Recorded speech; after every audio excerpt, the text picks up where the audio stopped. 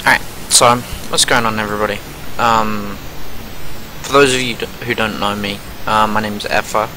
I'm one of the head TOs of Don't Get Hit, which is the northeast of England's biggest Smash 4 tournament organisation. Okay, and I'm also their player manager, and I just do quite a lot of the work for the scene, basically.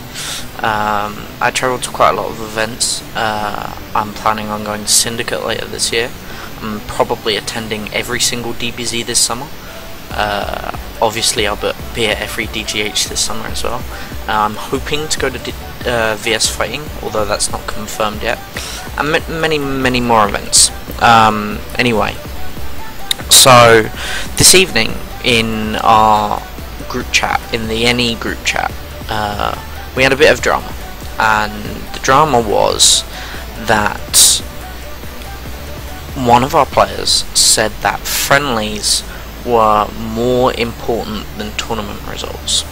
Now, one thing I want to get cleared up before we start talking about this is that friendly results are important.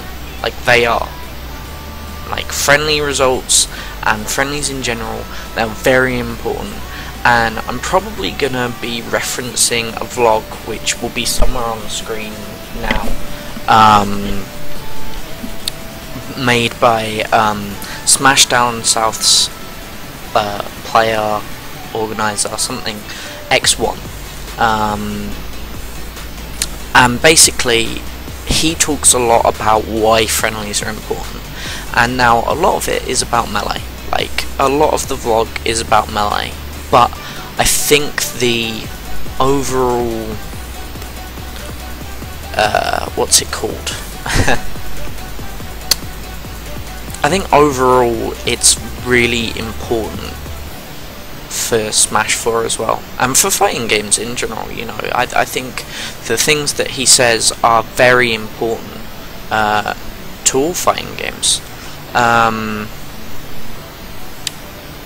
And so I'm going to talk a little bit about my opinions on this, because I think it's a really important subject, and I think it's something that people haven't got a grasp of yet, and this needs to change. It really does need to change, because I know I've sat down at a friendly setup for an hour, 2 hours, and not said a word.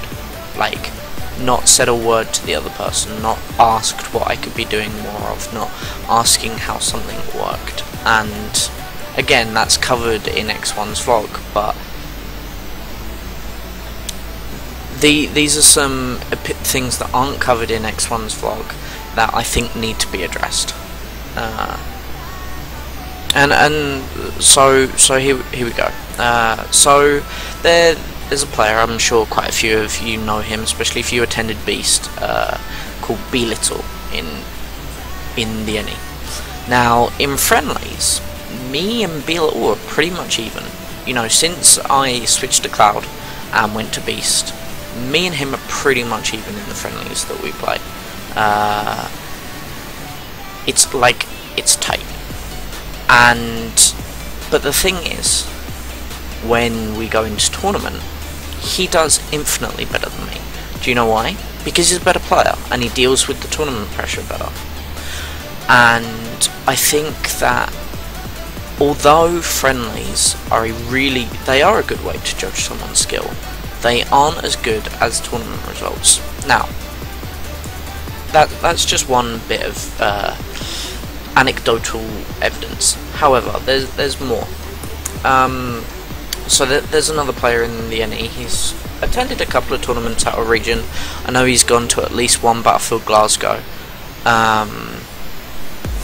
But his name's Lube, and I beat Lube quite a lot in friendlies. He's started getting better at friendlies now, because he's taking it more seriously.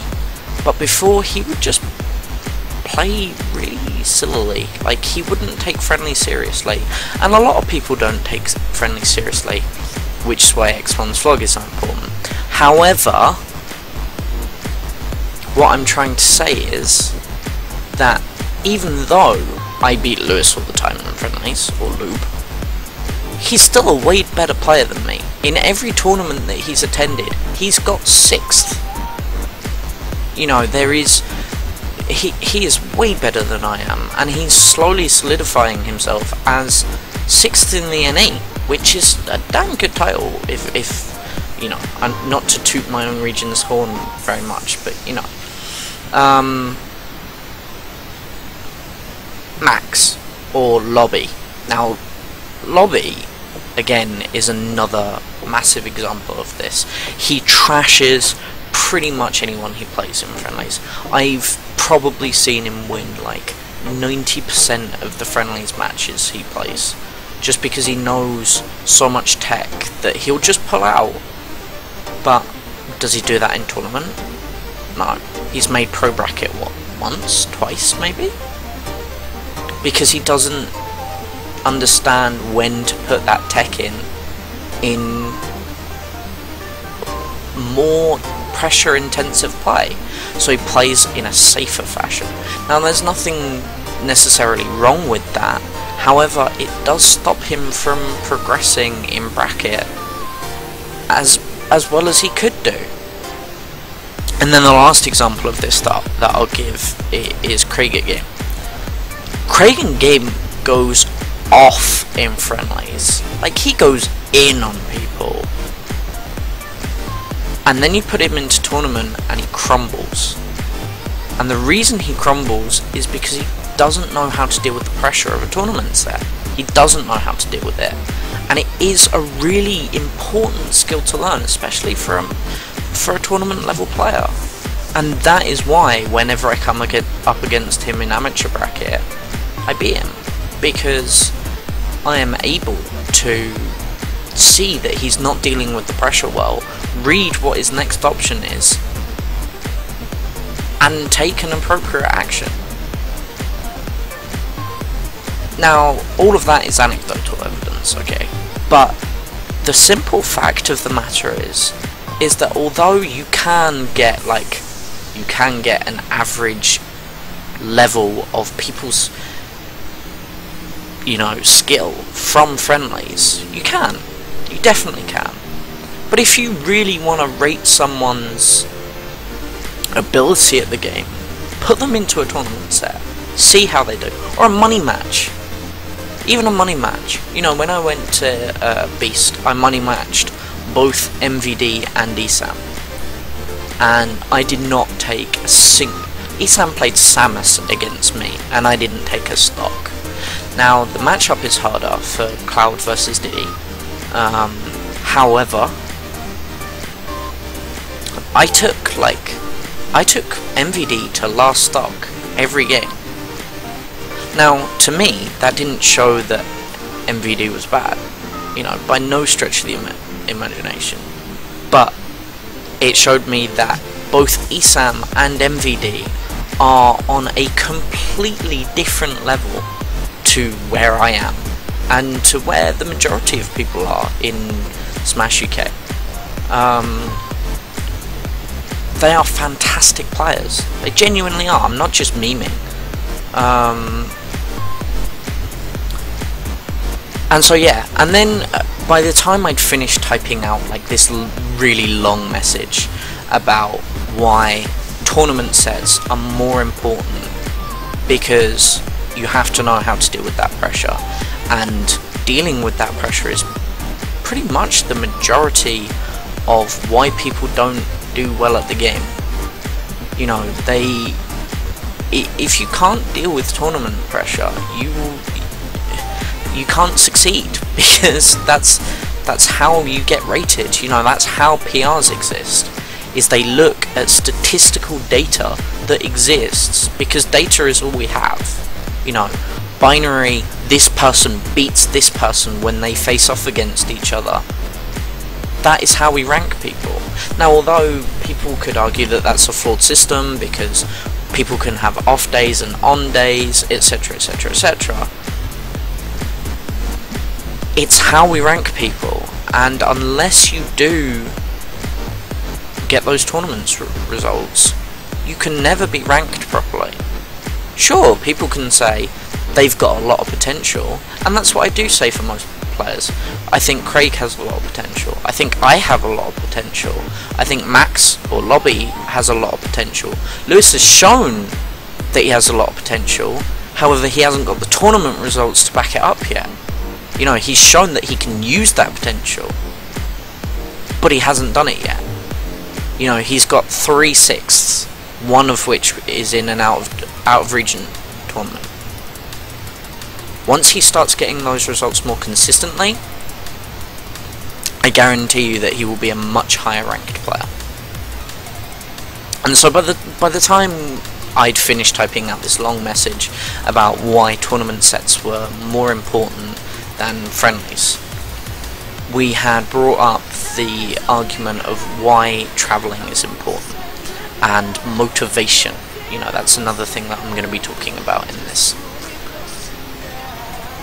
And Genki, you know, Genki was the person who brought this argument up. And Genki has been struggling against Whammy, or Dan, for those of you who know him, quite a lot recently.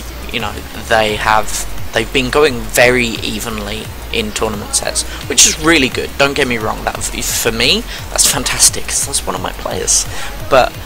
And also I like to see rivalries, and I like to see hype sets, etc, etc. And Dean's been struggling with that, because for the last 7 months he's dominated the region.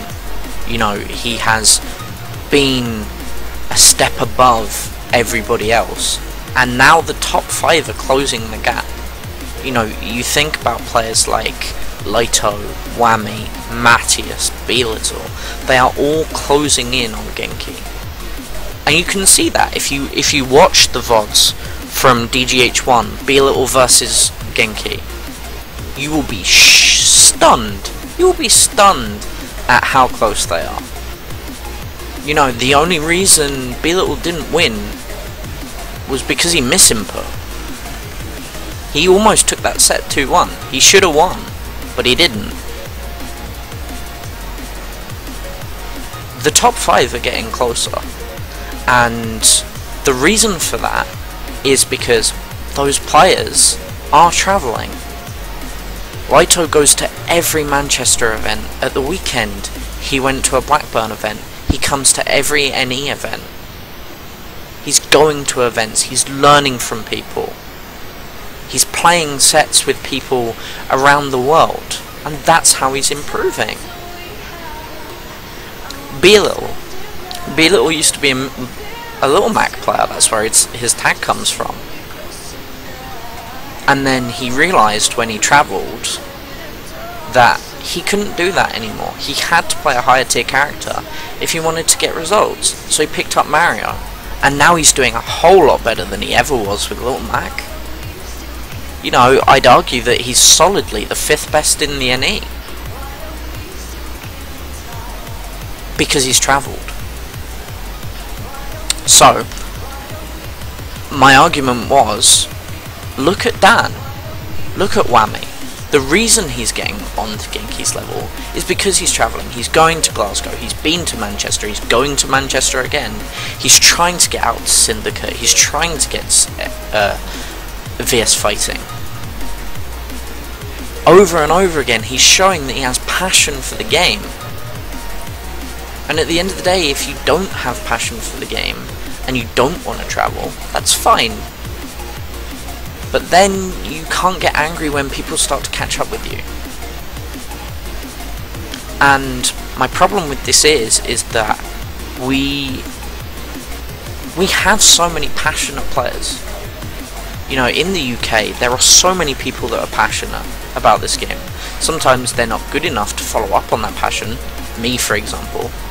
You know, I went on a Twitter rant the other day. Sherb got involved about how passionate I was. You know, and I sit in this chair, in this exact chair, and I think, well, what if I never get good? What if I never improve? And that scares me. It genuinely does, and I'm happy to admit it. And so we do have those passionate players. And I am scared that those passionate players are going to be scared off by the people who aren't willing to travel. You know, there are... If you look at the top players, Ixis, J Miller, look at the events that they go to. Beast, Genesis, Avalon. They are travelling around Europe and the world to get better. And if you're not willing to do the same, can you really look at yourself and say, actually, yeah, I'm passionate about this game? Because I don't think you can. Maybe you don't have the money to do it. That's fine.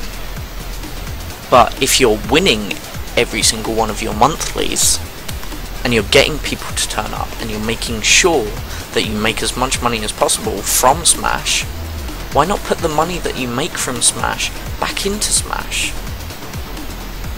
Build the community, make the community better. That's what I'm trying to do.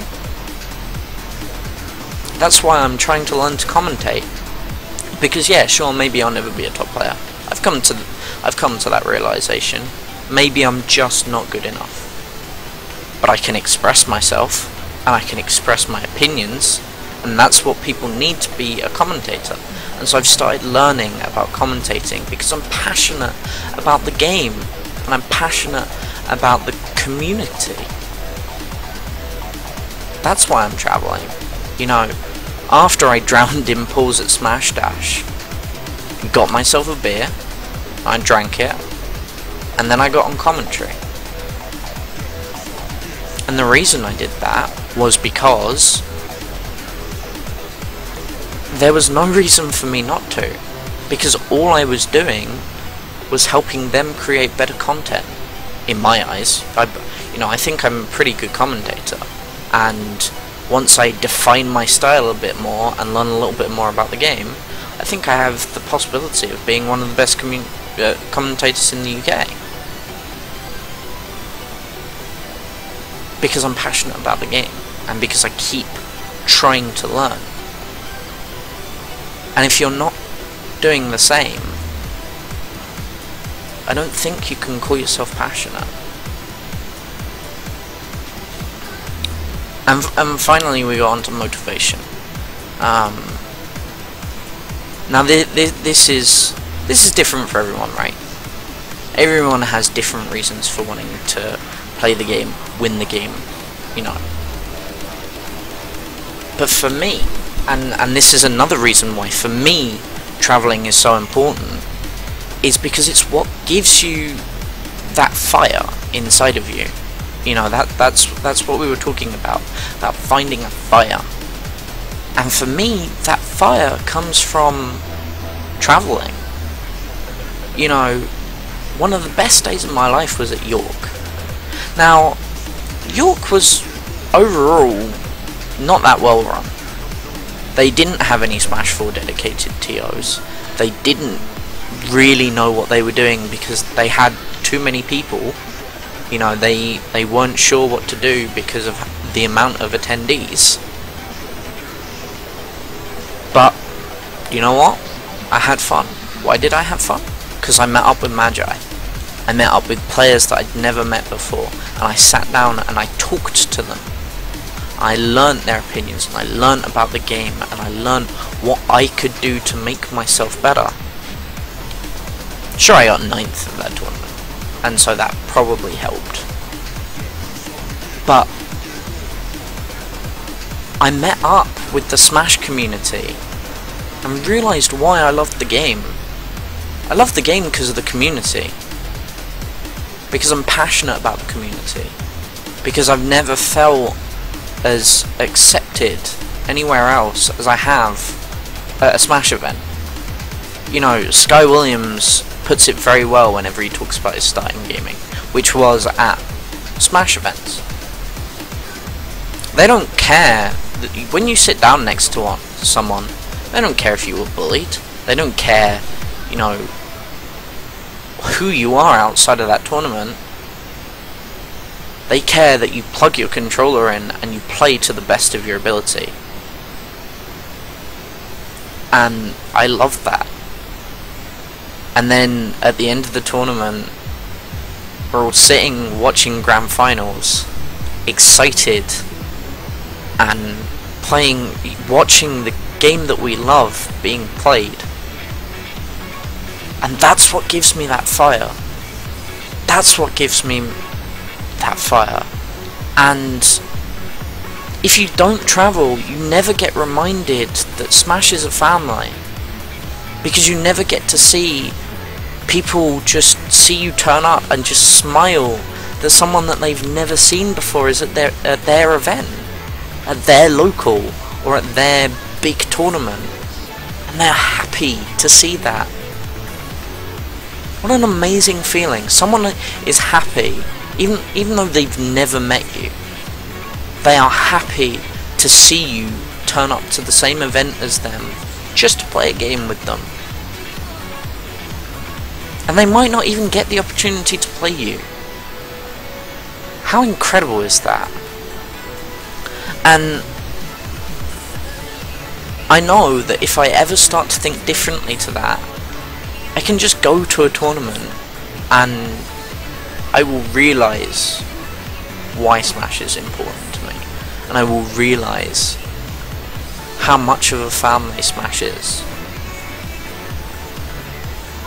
And I don't think I've got too much more to say on this topic. It's a difficult subject to talk about, but please go to tournaments. Go to tournaments. Find players that you've never met before and play friendlies with them. Relax, have a good time, and nothing can go wrong. Anyway, that's my 2 cents. Hope you guys enjoyed, and I hope I'll see you in the next vlog that I do. I think I'm going to start doing this quite regularly, because this was really cool. This was really fun, and I want to share my thoughts and opinions about the game. And this is a really good way to do it, you know, without actually fully streaming. So yeah, I'll see you on the flip side, everyone. Keep going to events. Let's make Smash great. Bye guys.